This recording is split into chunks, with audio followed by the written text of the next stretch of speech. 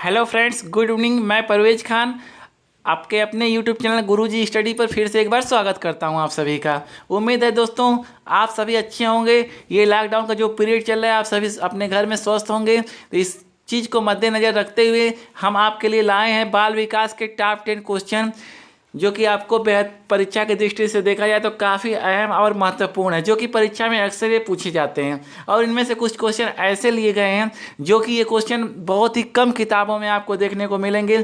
तो वीडियो को बिल्कुल मिस मत करिएगा और शुरू से लेकर आखिरी तक इसे ज़रूर देखिएगा और सब्सक्राइब करिए और लाइक करिएगा। और जो भाई बहन मेरे चैनल पर नए हैं या पहली बार देख रहे हैं वो मेरे चैनल को अभी सब्सक्राइब कर दे दोस्तों। तो समय को बिना गवाए हुए आइए आज की सीरीज को स्टार्ट करते हैं। इसमें क्वेश्चन नंबर पहला दे रहा है कि संगणन का सिद्धांत निम्न में से किससे संबंधित है। संगणन सिद्धांत निम्न में से किससे संबंधित है।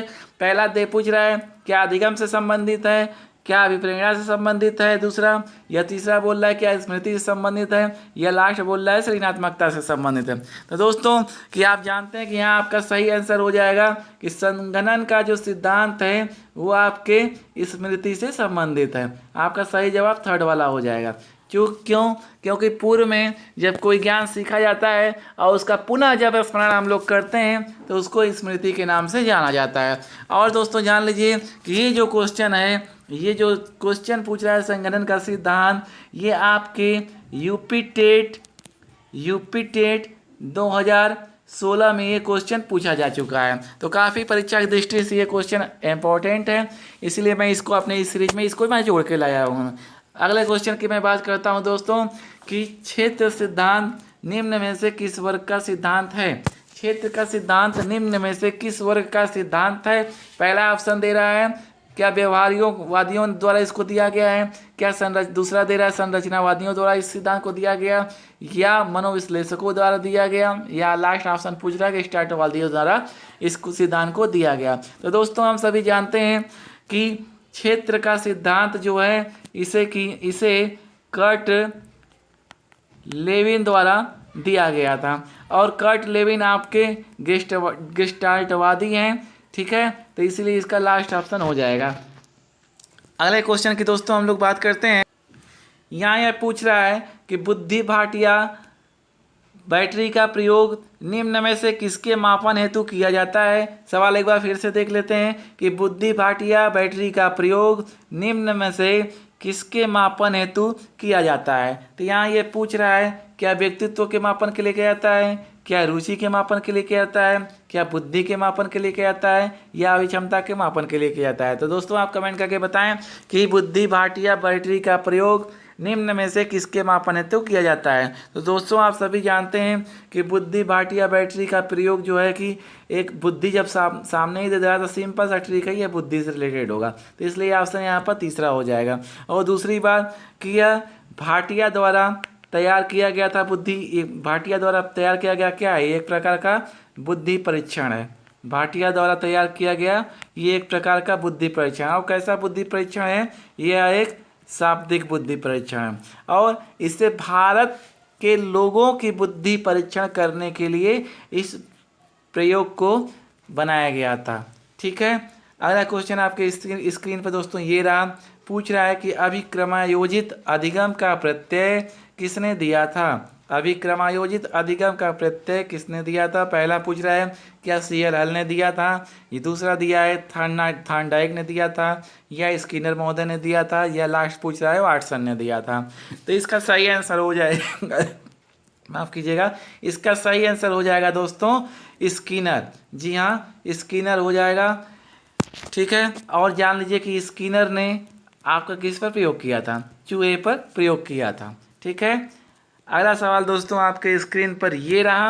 अगला सवाल पूछ रहा है कि व्यवहारिक क्षमताओं में वह सापेक्ष परिवर्तन जो कि प्रचलित अभ्यास का परिणाम होता है उसे कहते हैं। ऐसे सवाल देखते हैं कि व्यवहारिक क्षमताओं में वह सापेक्ष स्थायी परिवर्तन जो कि प्रचलित अभ्यास का परिणाम होता है उसे कहते हैं। पूछ रहा है क्या अधिगम कहते हैं, या अभिप्रेरणा कहते हैं, अभिवृत्ति कहते हैं, या अभिक्षमता कहते हैं। तो दे रहा है कि व्यवहारिक क्षमता में अस्थायी परिवर्तन। यार जरा मानिए कि जब आपके क्षमताओं में जब कोई चीज़, यानी कि जब आपकी क्षमता में, आपकी जो भी क्षमता है, जब उसमें आपका अस्थायी परिवर्तन हो जाता है, तो जब अस्थायी परिवर्तन हो जाता है तो उसे क्या कहते हैं हम लोग? ऐसे माना जाए तो उसे सीखना कहते हैं, और सीखना को अधिगम के नाम से जाना जाता है। तो यहाँ आपका राइट आंसर हो जाएगा ऑप्शन नंबर फर्स्ट। ठीक है, अगला क्वेश्चन आपके दोस्तों स्क्रीन पर ये रहा। पूछ रहा है दोस्तों कि संज्ञान बुद्धि के सिद्धांत का हिस्सा है। संज्ञान आपका बुद्धि के किस सिद्धांत का हिस्सा है? ये बोल रहा है प्रतिदर्श सिद्धांत है, या समूह कारक सिद्धांत है, गिलफोर्ड का सिद्धांत है, या फ्लूइड तथा क्रिस्टलाइज का संज्ञान सिद्धांत है। तो आप दोस्तों इसे कमेंट करके बताएं कि यह क्या हो सकता है। तो दोस्तों आप जानते हैं कि इसका सही आंसर हो जाएगा गिलफोर्ड का सिद्धांत, क्योंकि बुद्धि के सिद्धांत से यहाँ रिलेटेड गिलफोर्ड महोदय हैं। और गिलफोर्ड जो है ना, गिलफोर्ड है, इन्होंने 1907 ईस्वी में यह बताया था कि बुद्धि के सभी तत्वों को, बुद्धि के सभी तत्वों को ये जो है तीन विमाओं में जो है कि सुसंगठित किया जा सकता है। ये तीन विमाएं कौन सी हैं? ये दोस्तों तीन विमाएं कौन सी हैं? इन्होंने तीन विमाओं में ये सुसंगठित करने की बात किया था। तो ये इसका था आपका क्या, संक्रिया, दूसरा था आपका विषय वस्तु, और लास्ट आपका था क्या, उत्पादन। ये तीन रूपों में इसको जो है कि सुसंगठित किया जा सकता है। बहुत सही।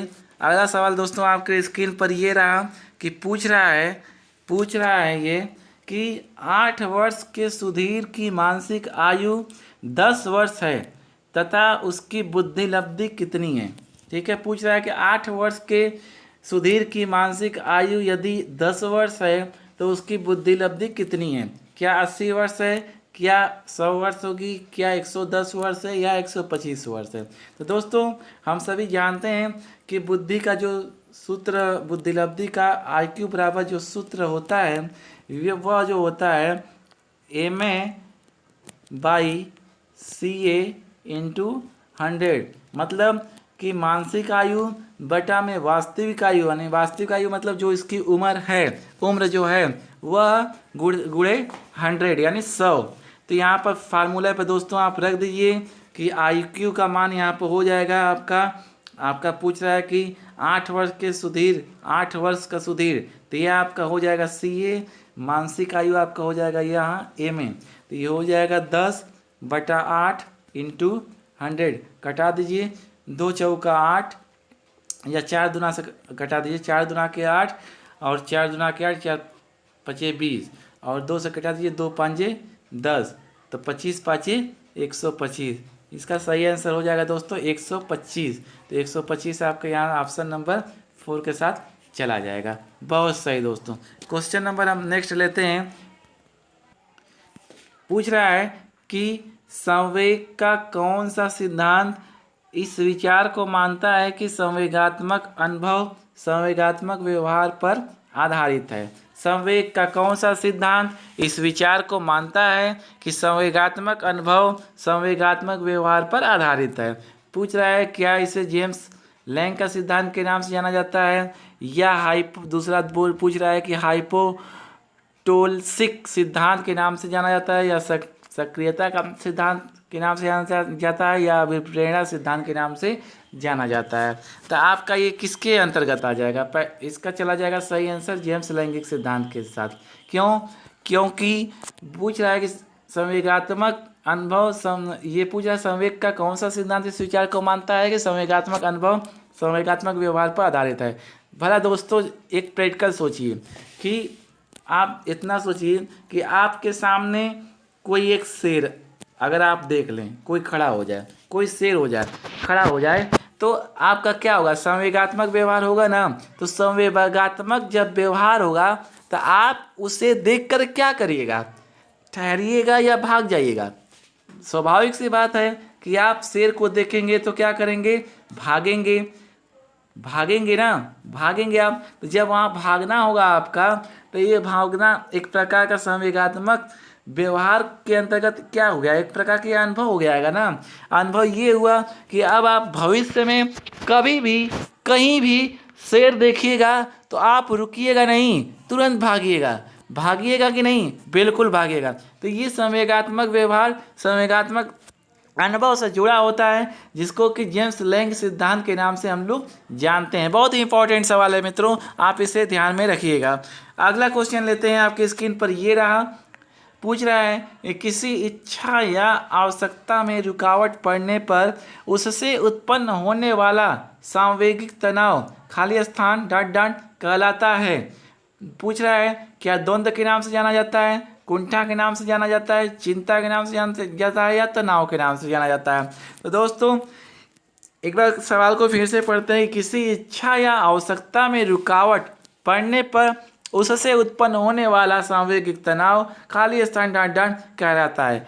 क्या कहलाता है दोस्तों, आप इसे कमेंट करके बताइए। आप जानते हैं कि जब किसी चीज़ की आपको क्या हो, मान लीजिए कि आवश्यकता हो, और जब आवश्यकता में कोई रुकावट पैदा हो जाएगी, जब रुकावट पैदा हो जाएगी या बाधा आ जाएगी, तो आपको क्या होगा, वहाँ पर जब रुकावट पड़ जाएगी, जब कोई आवश्यकता होगी, तो आपको वहाँ पे एक कुंठा होने लगेगी। कुंठा होगी कि नहीं, दिल आपका उदास होने लगेगा। तो आपका ये कुंठा इसका सही आंसर हो जाएगा। और जानते हैं कि मैकडूगल ने आपके 14 जो है कि संवेगों के बारे में बताया है, उन 14 संवेग में से एक आपका ये कुंठा भी है। ठीक है। और आज आपका दोस्तों आखिरी सवाल स्क्रीन पर ये रहा। पूछ रहा है कोहलबर्ग का सिद्धांत निम्न में से किस विकास से संबंधित है। पूछ रहा है भाषा विकास, क्या भाषा विकास से संबंधित है। दूसरा पूछ रहा है क्या सामाजिक विकास से संबंधित है। तीसरा पूछ रहा है क्या नैतिक विकास से संबंधित है। और लास्ट ऑप्शन पूछ रहा है क्या शारीरिक विकास से संबंधित है। तो दोस्तों आप इसे तुरंत कमेंट करके बताएं कि क्या इसका सही आंसर होगा। तो दोस्तों यहाँ इसका सही आंसर हो जाएगा कि कोहलबर्ग, हम जानते हैं कि कोहलबर्ग का सिद्धांत जो है कि यह जो है नैतिक विकास से संबंधित है। तो यहाँ ऑप्शन नंबर 3 हो जाएगा, राइट। और ये जान लीजिए कि कोहलबर्ग ने कौन सा सिद्धांत दिया था। तो कोहलबर्ग ने नैतिक विकास का सिद्धांत दिया था। इन्होंने ये बताया था कि जन्म के समय बालक न ही नैतिक होता है और न ही अनैतिक होता है। इन्होंने बताया था कि बालक या बच्चा जो होता है जन्म के समय न तो वह नैतिक होता है न ही अनैतिक होता है। ठीक, न नैतिक होता है और न ही अनैतिक होता है, बल्कि जैसे जैसे वह विकास करता चला जाता है उसमें नैतिकता का संप्रत्यय विकसित होने लगता है। ठीक है, एक बार फिर से परिभाषा सुन लीजिए, बहुत ही इंपॉर्टेंट परिभाषा कोहलबर्ग ने दिया था कि बालक जो है जन्म के समय न ही नैतिक होता है न ही अनैतिक होता है, परंतु जैसे जैसे वह विकास करता चला जाता है उसमें नैतिकता का संप्रत्यय विकसित होने लगता है। ये जो है कि नैतिक विकास का सिद्धांत कोहलबर्ग ने आपके दिया है। इन्होंने नैतिक विकास के सिद्धांत को अपने 3 रूपों में बांटा हुआ था। वह 3 कौन कौन से थे दिया था इन्होंने।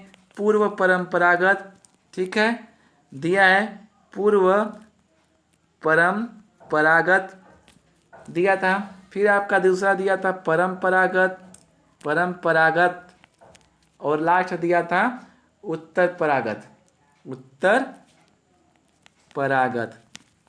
ठीक है, तो इसका डिटेल में दोस्तों कि जब हम इसको डिटेल जब पढ़ाएंगे, अब ये जब सीरीज समाप्त हो जाएगी तो मनोविज्ञान के पूरे सिलेबस को दोस्तों मैं आपसे वादा करता हूँ कि शुरू से लेके हर एक टॉपिक को हम लोग देखेंगे, अध्ययन करेंगे। कोई भी टॉपिक दोस्तों मैं आपको नहीं छोड़ने वाला हूँ। हर टॉपिक पर हम लोग चर्चा करेंगे, डीपली चर्चा करेंगे विस्तार से। तो दोस्तों आपको ये आज का मेरा वीडियो, आज का आपको सीरीज कैसा लगा, प्लीज़ लाइक करिएगा इसे और कमेंट करके बताइएगा। यदि आपको अच्छा लगता हो तो मेरे चैनल पर बाएं साइड में जो कि अभी गुरुजी स्टडी का लोगो आपको दिखाई दे रहा है, उसे दोस्तों आप प्रेस करके सब्सक्राइब कर दें और इसे लाइक करें और सब्सक्राइब करें और जितना हो सके शेयर करिएगा। दोस्तों आप सभी का प्यार ही हमें कुछ बेहतर करने के लिए ये जो है बताता है। हम हमेशा दोस्तों चाहते हैं कि आपके लिए कुछ अच्छा किया जाए, कुछ बेहतर किया जाए। तो दोस्तों आपका बेटा, आपका भाई दिन रात मेहनत कर रहा है, आपके लिए तन मन से लगा हुआ है। मैं हमेशा चाहता हूँ कि मेरे सभी भाई बहन परीक्षा में सफल हों, चाहे वो किसी भी क्षेत्र से हों, किसी भी धर्म जाति से हों। मुझसे ये मतलब नहीं है, बस मैं ये जानता हूँ कि वो मेरा भाई है, वो मेरा बहन है। तो दोस्तों परवेज़ खान का एक बार फिर से आप सभी को मेरा सलाम, जय हिंद। आज आपके वीडियो को यहीं पर हम क्लोज करते हैं। अगले दिन फिर एक नई वीडियो के साथ हम हाजिर होंगे। तब तक के लिए धन्यवाद, नमस्कार।